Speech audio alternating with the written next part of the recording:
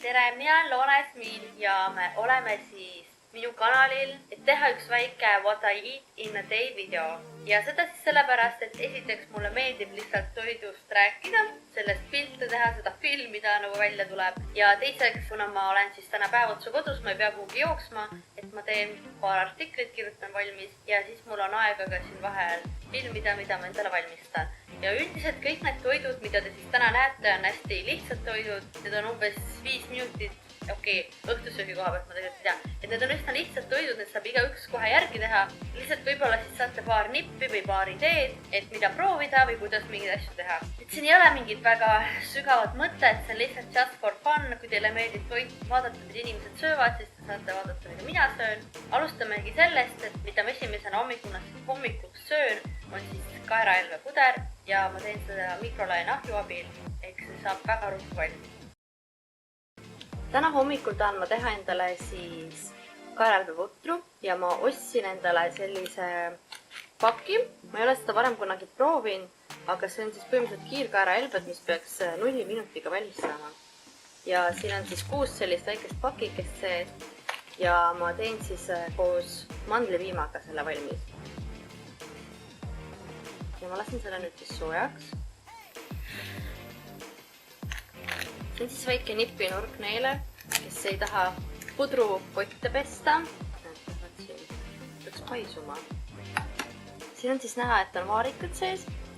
Ja ma tahtsin siia veel juurde panna siis mustsõstreid, mis on mu vanema aiast korjatud.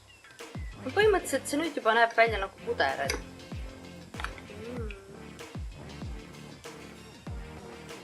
Segan siia sisse veel siis natukene mandlipõid, see on praegu tõesti külm, sest see on just külm kapis.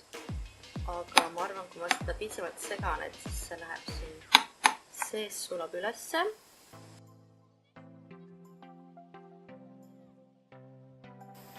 Ja nii lihtne see oligi ja nüüd ma võtan selle ja lähen. Paneme selle ka tööle. See teeb siis head lõhna ja niisutab õhku. Siia saab erinevaid aroomiõlisid sisse panna.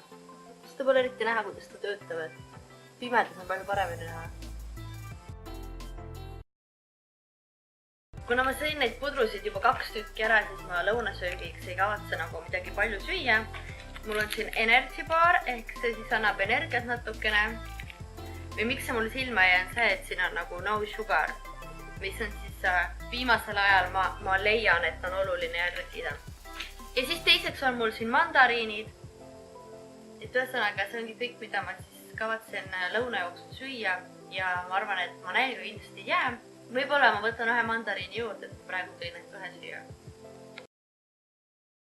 Pean tunnistama, et ma tahtsin tegelikult, mul oli kiusatus teha nagu õhtusöögiks endale tuunikaalasalatit, aga ma mõtlesin, et ma siiski teen midagi natuke keerulisemat.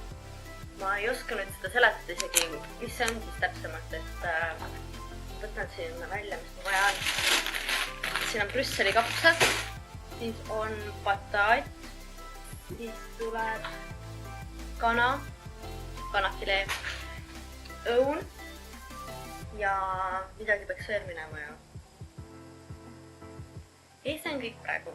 Siis tuleb veel sibul välja otsida, küüslauk, maitseained. Igatahes. Ma ei ole nüüd kindel tõesti, mis see nimi on, aga kohe varsti näete.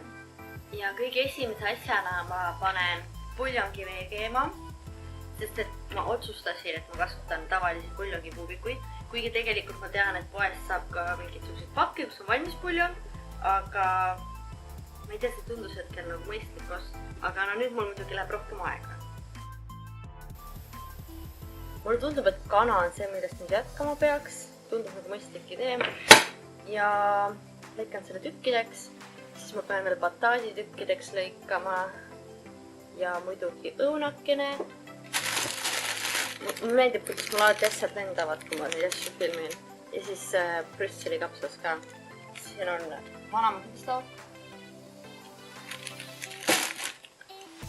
Ja see läheb ka siia sisse.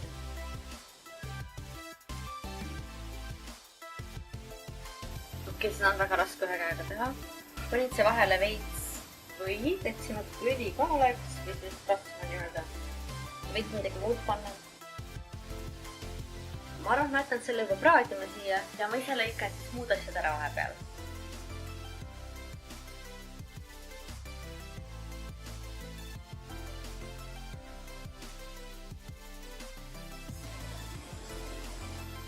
Nüüd me oleme enam-vähem valmis. Ma ütlesin, et see on juba lihtne retsept, aga tegelikult sellega läks üsna kaua aega. Ütleme nii, et kui ma oleks teinud tuunikala-salatit, siis oleks kui valmis. Nii et selles suhtes ikkagi peab natuke hakkima. Ja tegelikult retsept ütles, et ma peaks selle kanasid panjud ära võtma. Aga mul tundub, et see on nagu selline ühepaja roog, et ma võin need lihtsalt kokku panna. Retseptid ei olegi mõeldud selleks, et te peate neid täpselt jälgima.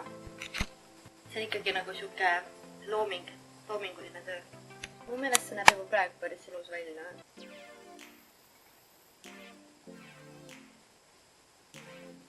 Et ma panen siia pärast selle puljongi veel juurde, et siis kui ta nagu kõik ära ei prae, siis ta saab nagu puljongi sees veel natuke keedavist. Igatahes ma lasen tal nüüd natuke praadida. Nüüd me lõikame õuna ja küüsagu.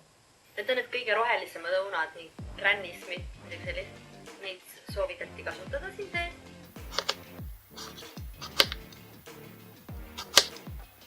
Siin on nüüd õunad juurde pandud ja kohe läheb küüslaug.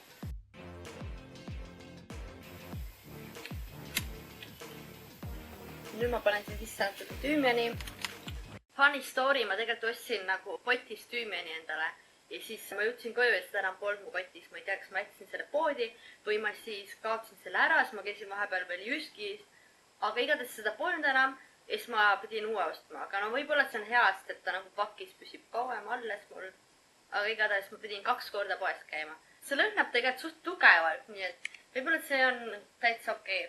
Aga jaa, nüüd me oleme peaaegu valmis, ma pean lihtsalt natuke segama seda.